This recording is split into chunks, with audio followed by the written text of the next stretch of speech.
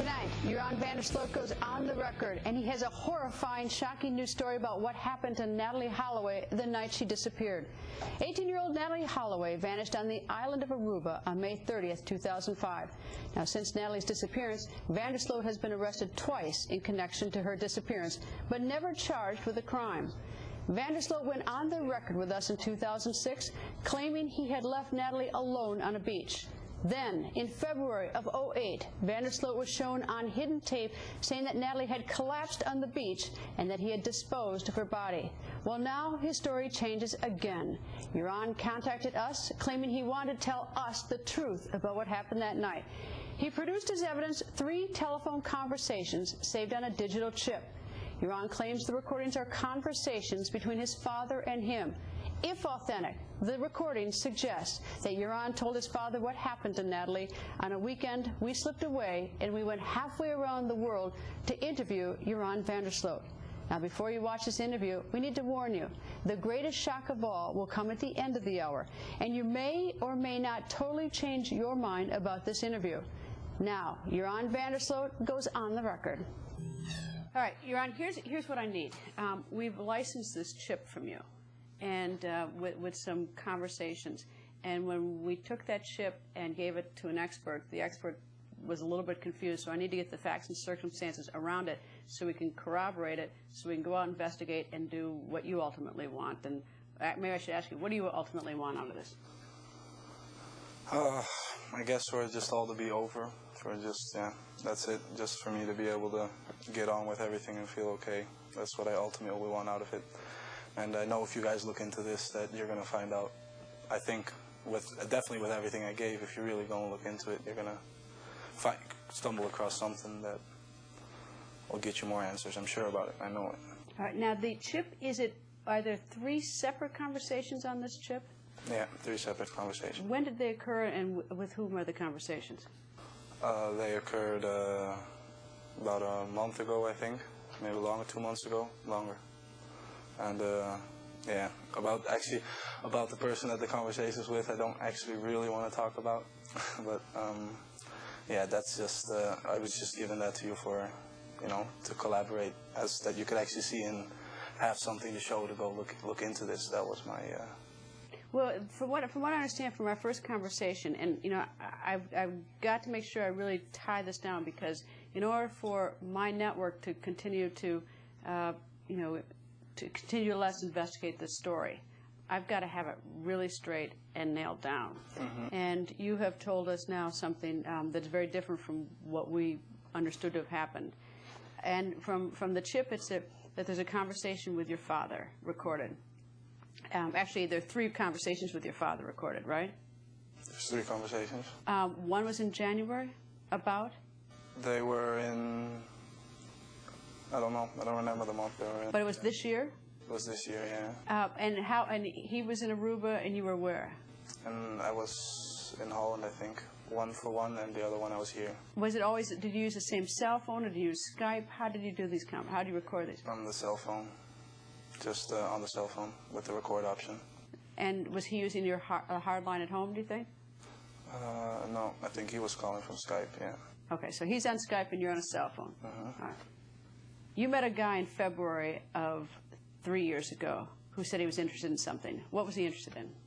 He was interested in me bringing him a blonde girl. Where did you meet this guy? In the casinos in Aruba. What's his name? Elger, and yeah, but I don't even know if it's his real name. That's the problem.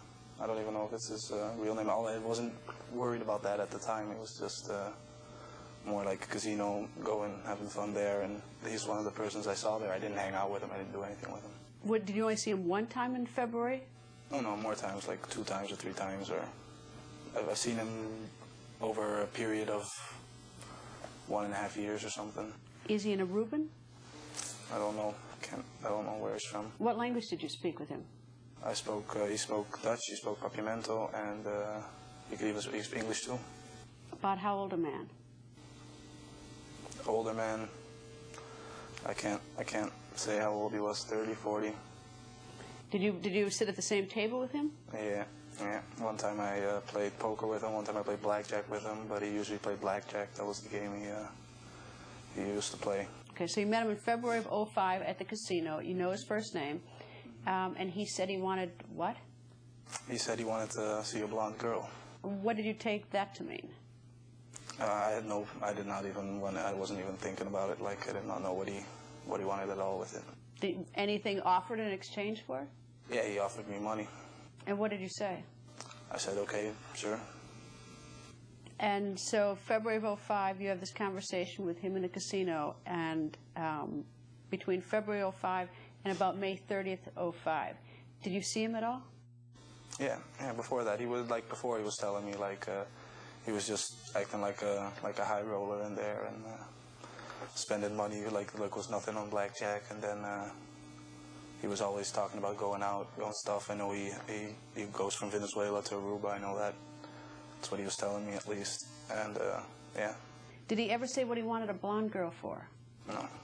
Did you have any sort of guess what it was? I mean, was it sort of the code? You know, you speak in code. You sort of knew what he wanted. No, I wasn't really occupied with that at all. I had school going, and I had other things, had friends. I wasn't really I really wasn't even concerned about his name, to tell you the truth. Did he offer you any money? Yeah. I have a specific number. Yeah, he offered me money. What was the number? I don't really want to say, but he offered me money for it.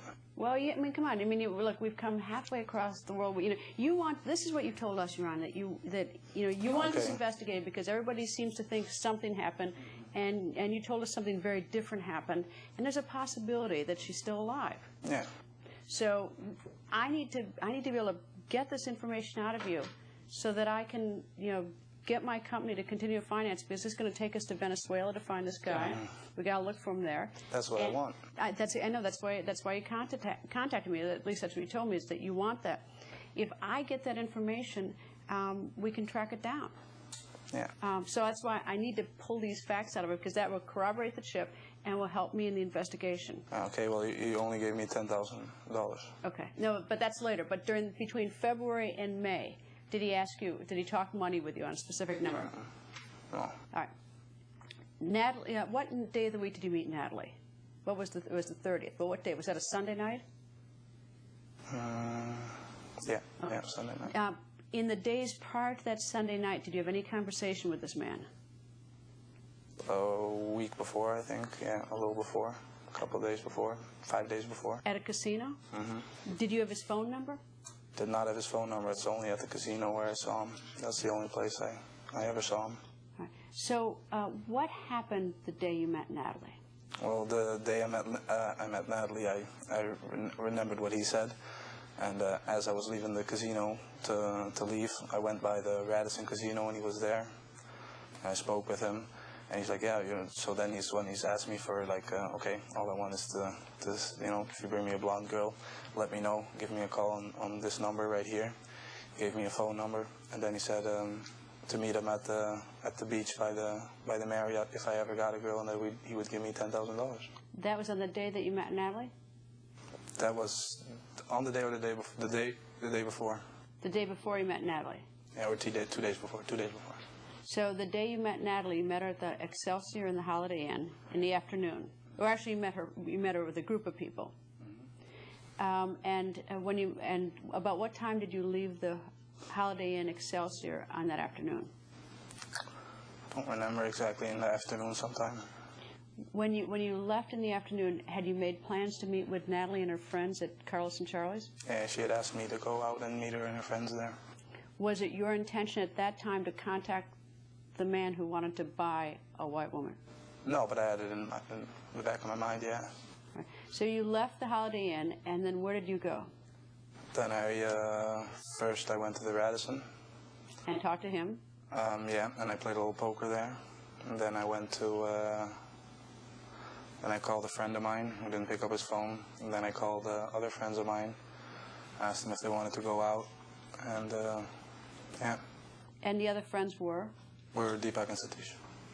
All right. So you went from the Radisson to home first? Mm-hmm. How did you get home? What do you mean home? You went from the Holiday Inn at the Excelsior to the Radisson. Mm-hmm. Then you went home, which is where Deepak picked you up. Then I called my dad, and he picked me up at the McDonald's.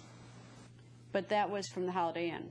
Or from the Radisson? Yeah, I went from Holiday Inn. I was only there like 20 minutes. So about what time would that be? It was at the evening.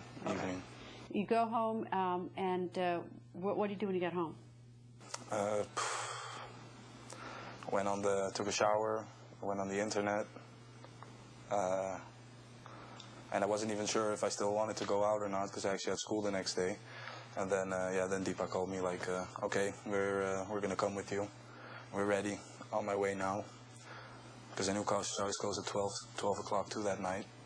So it was like 11 o'clock when we went. And and the rest of the story is just like we told it, except for the end of it. Up next, Joran takes you minute by minute through his shocking story.